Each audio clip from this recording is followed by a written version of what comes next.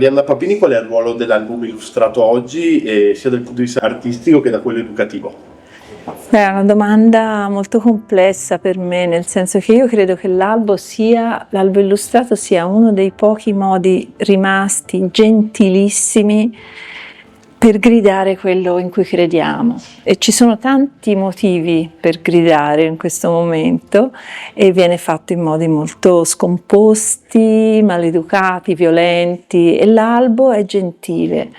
L'albo si apre quando lo vogliamo, è accompagnato da parole che possiamo leggere o meno, ci sono immagini che possiamo anche non guardare, possiamo saltare una pagina, possiamo prenderlo e averlo su, così come un quadro, su uno scaffale. Spesso io gli albi li tengo così, come con queste copertine belle, colorate, e consolano. È un modo per veicolare delle idee, dei contenuti esteticamente positivo. Io non parlo tanto di bellezza quanto di autenticità e di comunicazione, cioè comunicare attraverso le immagini un argomento ampliandolo.